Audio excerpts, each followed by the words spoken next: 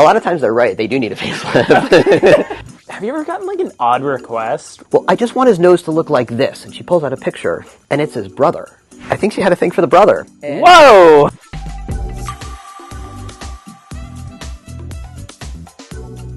Hey, welcome to the Nitro channel. My name's Alex. I'm going to be your host today for this interview. I've got Dr. Rosenthal. We're at his practice down here in Boynton Beach, and I'm really excited to talk to you today. You have a phenomenally successful plastic surgery practice down here.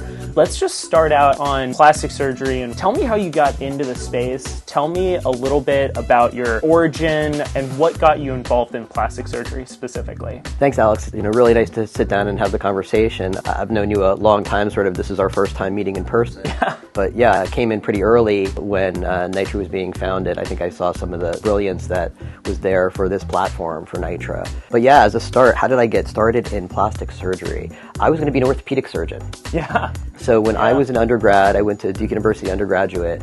I had worked in the rehab facilities. A lot of the athletes, college athletes especially, come through Duke, injured knees or shoulders. So I was doing the rehab, and that was what I was volunteering doing as an undergraduate. I went to medical school. I was going to be an orthopedic surgeon. However, I discovered as I went along that there were a couple things that I didn't think I was perfectly cut out to be an orthopedic surgeon. The first of those was that I think I was going to need more creativity in sort of what I did surgically. Plastic surgery is just so much applying of principles to sort of figure stuff out, and I really enjoy that, and I enjoy taking care of the patients. And it's so diverse, all the different things you can do in plastic surgery. I also discovered that I hated wearing lead. And most orthopedic surgeons have to wear lead in the operating room because they're using x-rays all the time. Yeah. So, and the lead pretty much weighs the same whether you're, a 6'2" linebacker or a 5'8" guy from Jersey. So I hated wearing lead all the time. Hurt my neck, hurt my back. Yeah. So that was sort of my, I have to figure out what I'm going to do besides orthopedic surgery. And I got really fortunate. At Duke, I was back in the lab working with the orthopedic surgeons, and I met a guy by the name of Scott Levin. Scott was just coming out of his training. He was an orthopedic surgeon, but he also did plastic surgery after that. He did all this kind of cool stuff with like hand surgery and limb salvage, and just a brilliant guy, nice guy, and a great surgeon. And I decided that's what I loved and wanted to do. I decided I wanted to be a plastic surgeon right then and there. That is so cool, and that is not your typical plastic surgeon's story of getting into plastic surgery. What caught your attention? I know you said it was like more of applying principles to things, but why plastic surgery? Why not something else that was more principle focused? One of the great texts from plastic surgery is actually called Principalization of Plastic Surgery. Yeah. We're making and creating things out of other things that we have with the body and understanding the principles behind this. And whether you're doing hand surgery or limb reconstruction or, facelifts, you're doing all this. You're taking the things that you have and then you're applying them and thinking about them in new and different ways to sort of get you the result that you and the patient want. So yeah, there's just so many things you can do with it too. I did a ton of breast reconstruction sort of early in my career. I don't do as much of that anymore. I do a lot of sort of revisional breast surgery for cosmetic, and I do a lot of facial cosmetics, so facelifts and rhinoplasties are my favorite. That's so cool. So plastic surgery, you kind of talked about it. There is this like stigma that's around it. What is one misconception about plastic surgery that you hear all the time? Well, I'll give you two. So the first one is that it's just aesthetic surgery. It's just boob jobs, right? It's not, right? Actually, plastic surgery came out of World War I, and the wounds suffered in World War I. So it came as a reconstructive. It was plastic and reconstructive surgery. So yeah, there's a huge reconstructive component as well as aesthetic component. We make things, we just make them pretty too. People think as a plastic surgeon you're an artist. They're like, oh, what do? Do you paint? Are you a sculptor? But I try to explain, that's actually not what you do as a plastic surgeon, right? I see plastic surgeons, and particularly myself, as more of an architect or an engineer. Okay. Because you're taking things and you're forming them, but first of all, they're dynamic. They move. People move. Yeah. And they have to look good just not on a single photo.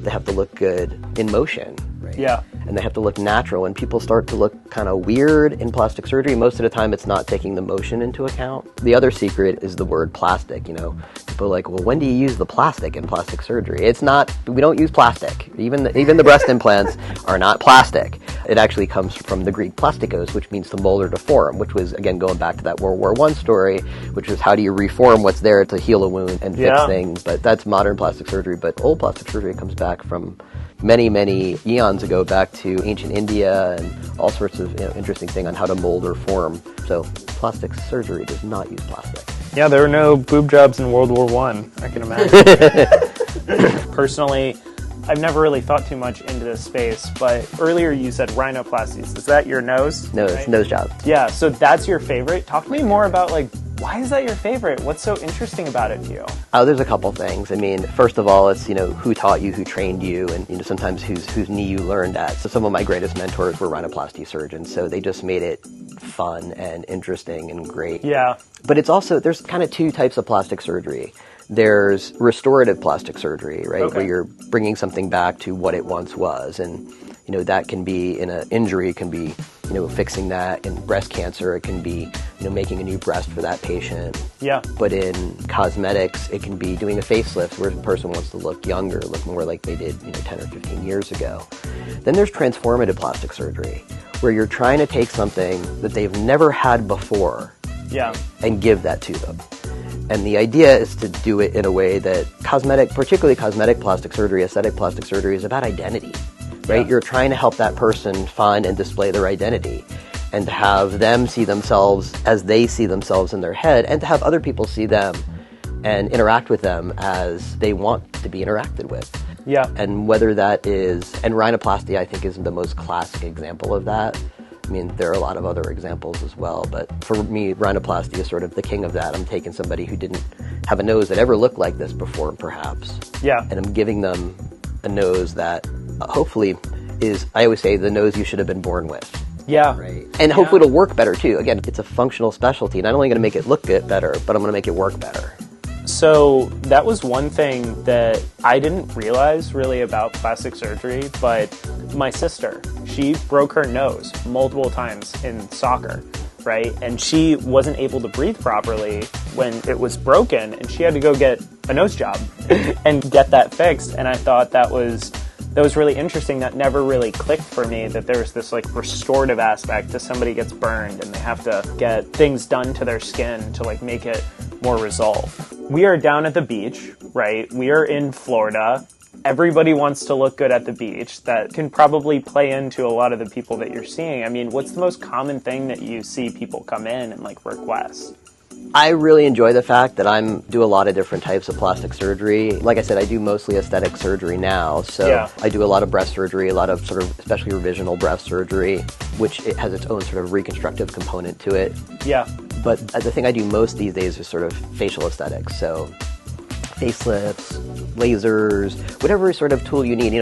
Somebody doesn't come in and saying, I want a facelift. I mean, they may say I want a facelift, but they actually don't really want a facelift, right? Yeah. Nobody really wants a facelift. They just want to look younger. They just think the facelift is the way to get them there. Mm-hmm. Right?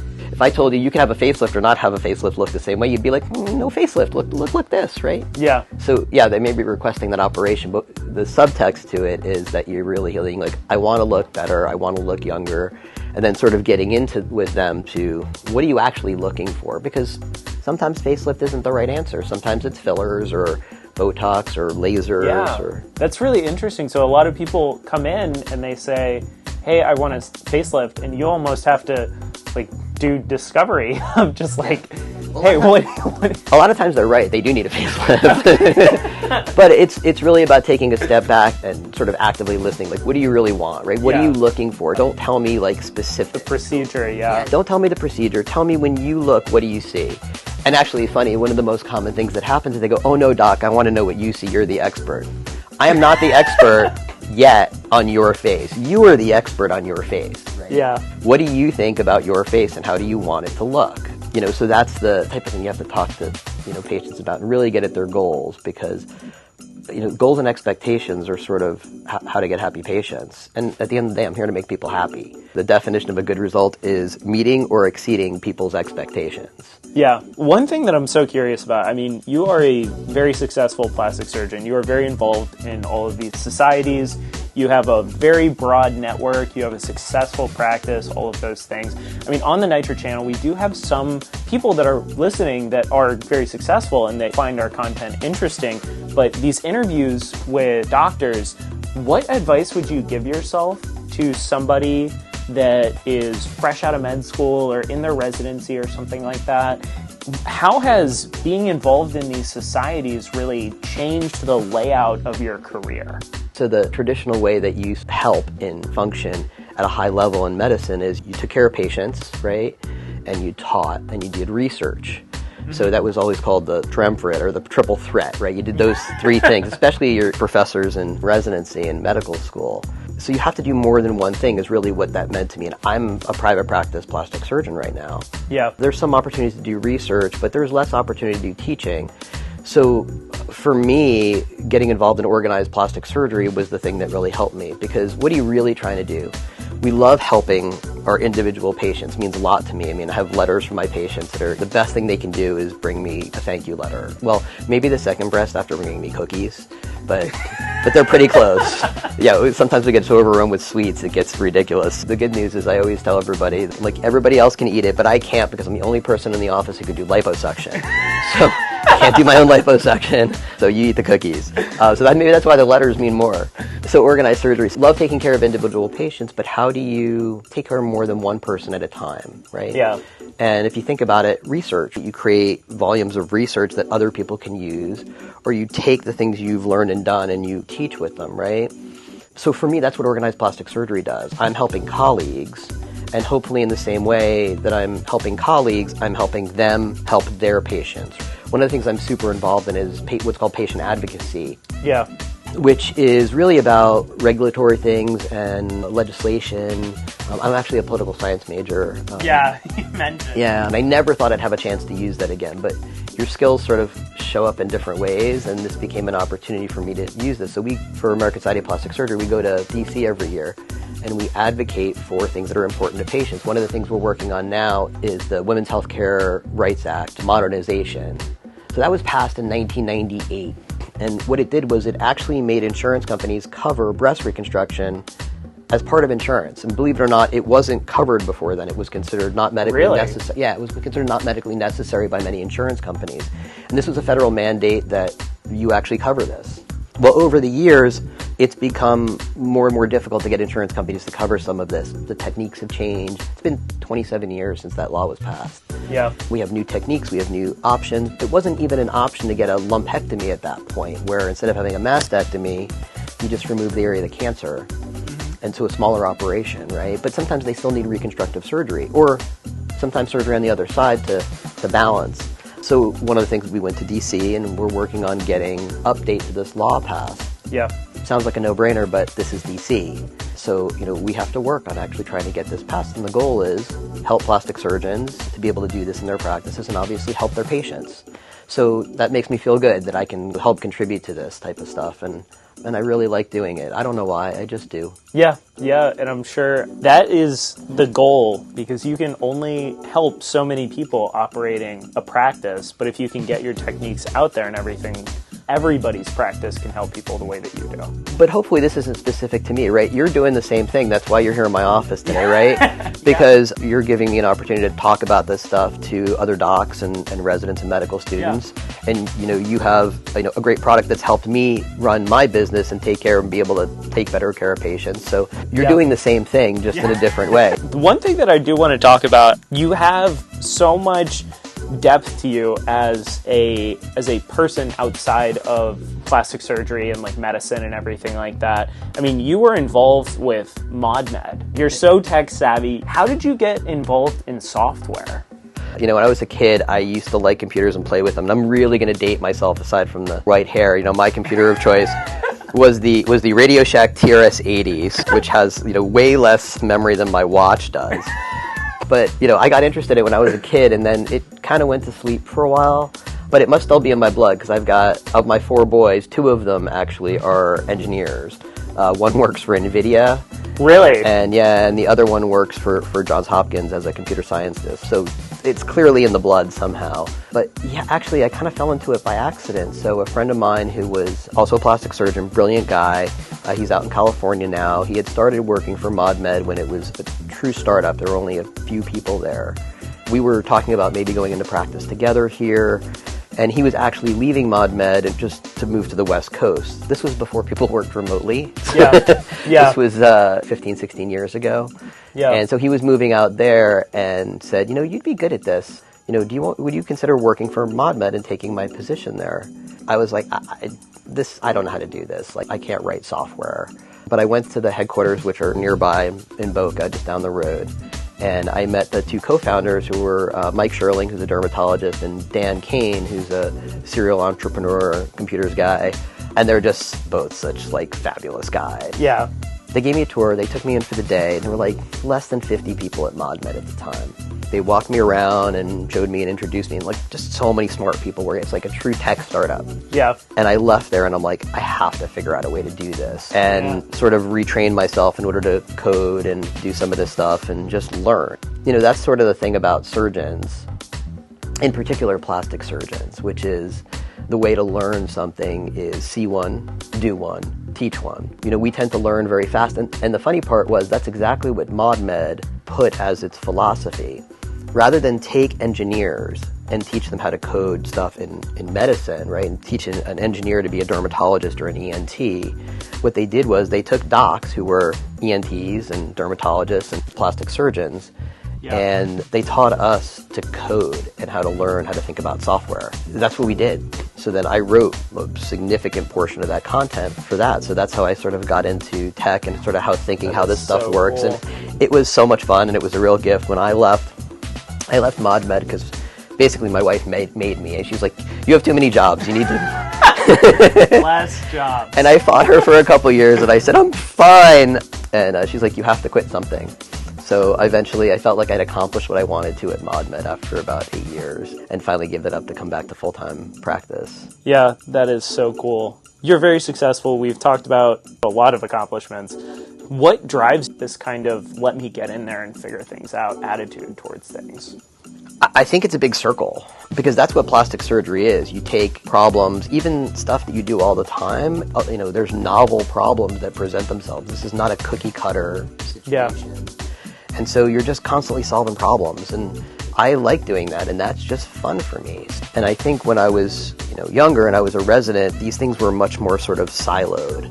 Yeah. And I think as I've gotten older, I've sort of figured out how these things sort of touch my life in different ways, and how I can, be doing political stuff or working with tech, or working in my practice in plastic surgery. And the key is getting the tools that you need to do all those things. And the tools keep getting better and better. Yeah. Which is part of it, whether it's, tools in the operating room or computer or, platforms like you all have created that help me manage my business better. And, now we're almost cheating because we have just better technology to do stuff. And you have to find a way to, use that technology rather than have it use you. Yeah. AI is going to be the next sort of, big thing in that. How do we use that and make that a tool for us without it getting rid of the things that are still important and the things that make us human? I can write an article in 2 minutes now just by asking AI for help. Yeah. The key is, you should be asking AI for help, not having it do it for you. Yeah. And I think that's what's going to be really hard for kids in education today is this is not a tool that's going away. So how do you do research and determine what equipment is best for your practice? That's a great question. So first of all, talk to your colleagues. Your colleagues often know what has worked out and what hasn't worked out. I always say don't be the first person or the last person to buy anything. That's a pretty good rule of thumb. Also, really think about what the reps are telling you, because there's a joke in plastic surgery. What's the easiest way to get rid of a laser rep? Buy their device. You'll never see them again. So, stick with companies that provide good support, stick with known names, but, everything they tell you, you're the expert. You have to remember, you're the expert. Yeah. You're the doctor. They can give you information, but they can't tell you how this will truly impact your care of patients or your business. Yeah, that's a great point. Now, one thing that I'm sure everybody on the Nitro channel is curious about is, what is your ouch expense every month? What is that thing where it's like, that stings, but I cannot live without that? There are so many things. It's gotten so much more expensive to run a practice, a medical practice in this country, whether it's plastic surgery or something else. But the thing I can't live without is my team. It's my staff. Yeah. So, your personnel is going to most of the time be your largest expense in your practice. And if you're doing it right, it's well worth it. Yeah, and I could not imagine running a practice solo. So one thing that I'm so curious about, you're in plastic surgery. Plastic surgery patients have their reputation. Have you ever had like a confrontation go wrong with a patient? Yeah, of course. I mean, the biggest thing is setting up good boundaries with your patients, having good communication. The thing that I've run into more than once, unfortunately, in my practice is patients may treat your staff differently than they treat you. They may give your staff a hard time. They may be super sweet to you. We have a couple of rules in my office. One is that anybody in my office can tell me not to operate on a patient. So if they see that side of them and they think that it's a problem, we just won't operate on them. We just, I'm not the right doctor. I'm not the right practice for them. Because the flip side of that is I don't tolerate any disrespect to my staff. These are my family. You can't treat people in the office that way. And I have made patients apologize to staff members before and told them they had one of two choices, either apologize or leave the practice. Wow. You might get some applications from like office staff. All right, so this one's really quick. Surgery, fillers. What are you thinking? Both. Okay. I mean, they each have their own roles, right? I mean, fillers are great and they're such a great tool. Yeah. But if you look at the red carpet over especially the past few years, stars were looking kind of weird for a while because they were trying to be like, I'm going to be more natural. I'm not going to get surgery. But they were trying to accomplish stuff with fillers and lasers and other things that you just need surgery to fix. Like, good surgery is good surgery. And sometimes that's what you need. And so if you notice over the past, couple years, you're like, oh, he's looking a lot better, she's looking a lot better. They're getting good surgery. They're not just trying to do everything by plumping their head up. It's not Mr. Potato Head on walking the red carpet all the time anymore. So talk to me. Now we're talking about the red carpet and everything like that. What percentage of your clients are coming in for just like that airbrush Instagram, TikTok influencer, Hollywood celebrity look? Yeah, so now we're getting back to expectations, right? I have a line that I always say, which is it's easier to fix pixels than people. Between the filters used on our social media, even on camera, a lot of times where filters are, a lot of the reality shows, housewife shows and things like that, if they turn a certain way, you see the filter doesn't work anymore. Yeah. People think that's reality, right?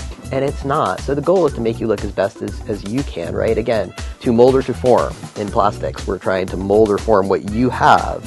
We have to respect the body and the things we can accomplish. And we're trying to make you your best you. But I can't match a filter. It's just, pictures are easier than people. Yeah. So we've talked about a lot on the show in terms of insurance coverage, right? And some stuff is covered by insurance, some stuff isn't covered by insurance. Can you dig deep a little bit into that for our viewers and talk more about? So one of the things that is sometimes insurance-based and sometimes not is breast reduction. And breast reduction is incredibly helpful and life-changing for many women, right? Mm-hmm. Neck pain, back pain. But the criteria that insurance companies most of the time use for this is pretty restrictive. And it comes from old data, old studies that really wasn't intended to be used to determine who would benefit from this. Yeah. It is one of those gray areas of how much is cosmetic and how much is insurance-based. And it's one of those things that there's probably no straightforward answer to. I don't like the way that insurance companies answer that question the majority of the time. Mm-hmm. I think there's a larger segment of patients that really, really benefit from breast reduction that I would not consider it cosmetic, but unfortunately it's the insurance company who sort of determines this at the end of the day most of the time. So all we can do is continue to work at the edge of those problems and make sure that as many women as possible that want access to this type of care get it. Great point. So we've talked a little bit about your patients that have come in and everything like that, but I mean, have you ever gotten like an odd request where you're just like, I don't know if we can do that, like anything like that? Probably too many to count. Some of them are well-meaning, where when you start to work through the request, look, my wife is a therapist, so she always says that I'm a therapist with a scalpel, but it really is sort of getting about what patients really want and why they're choosing to want certain things. And yeah. I think sometimes it's interesting when it's not necessarily even the patient, it's their family member or their significant other that requests something. So I had a guy come in for a nose job, rhinoplasty, which I told you is one of my favorites. Yes. Talking about fixing his nose, it was mostly cosmetic, but the girlfriend was doing most of the talking. And he was pretty quiet, and she was very specific about what she wanted his nose to look like. And finally she just said, well, I just want his nose to look like this. And she pulls out a picture, and it's his brother. And Whoa! And it was very clear. She's like, his nose is perfect. And then she went into a very long sort of thing about how perfect the brother was. And I kind of felt bad for the guy because I think she had a thing for the brother. I'm just saying. So we ended up not doing that because it seemed like it wasn't his choice, it was her choice, and they had other issues to work out in their own time. Yeah, that sounded like they needed to more consult your wife than they needed to consult you. Yeah, they needed the therapist without the scalpel for at least the beginning part of this. That was an interesting one. We also had a patient who had a credit for a procedure. We've been pushing her to get this done. It was something that we gave her sort of as a free gift with surgery. But it was a pricey treatment. It was about $2,000. She called the office, and I was actually at organized plastic surgery. I was at a meeting, and she's like, I want this done today. And this was now a year out from when she was a candidate for it. And they said, well, Dr. Rosenthal's not here. He's out of town at a conference. It's like, well, can the esthetician do it? Like, well, she's not here today either. Okay, well, but I want to get this done immediately. Like, well, I'm sorry, but you can't.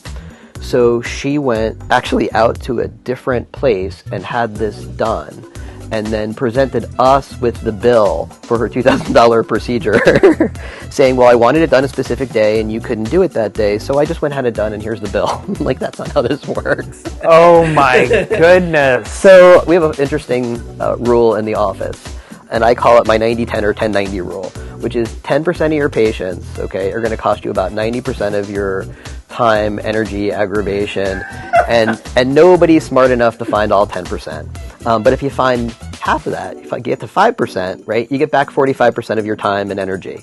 So it's a little bit of funky math. Yeah. But it's a way for us to sort of approach dealing with patient interactions sometimes that are when we have to say no, and I always say no is a complete sentence.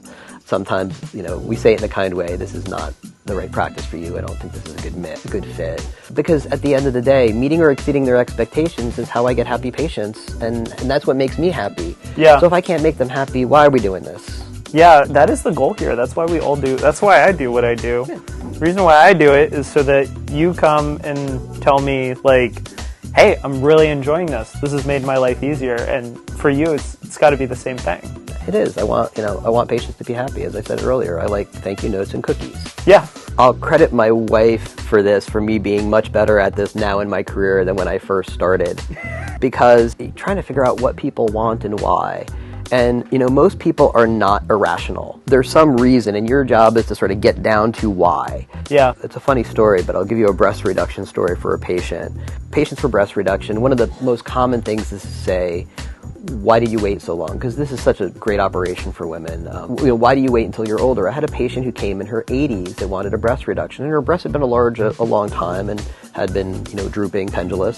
They said, well, why now? What made you do this? And she's like, well, doc, my favorite thing to do in the morning is to go out to my counter and get my coffee, and I want to read the paper. She's like, I like to read the paper. She's like, but I'm so uncomfortable with my breasts that what I do is I take them and I rest them on the counter. And then it's the only time during the day when I'm comfortable, when they're being held well, and I can sit and read my paper and drink my coffee. And I just want to be able to do that without putting my breasts on the counter. So we did that for her. And she was a great patient and wonderful. And, I love those types of things of getting into with patients, like, why are you doing this? Why are you doing this now? And sometimes you get a great story out of it. Yeah, no, that's amazing. So unfortunately that we're running out of time here. You have been great. Thank you so much for coming on the channel. Thank you. Really enjoyed it. Is there anything else that you'd like to say to our viewers? Again, we have residents, med school students. What would you want to say to them? I think the biggest thing is enjoy this. You're going to find lots of things you like in your life and keep the passion for it. I've done lots of different things in my life, and this keeps changing. It's going to continue to change. But yeah, just enjoy, have fun, find the tools you need, and surround yourself with the people you need to do the things you want. Yeah, so thank you all for joining us at Dr. Rosenthal's practice. We'll see you on the next episode. I like New Orleans. You have to make sure you pick the right time of year. It can be really hot. If you think Florida's hot, go to New Orleans in August. Try to avoid a hurricane just like Florida. Okay, the tennis rackets certainly have gotten better. I could not hit a ball with this today. This is Bjorn Borg's racket that he used to play with. Not his identical racket, but his name is on it. But these rackets, it's amazing what people did with this back in the day.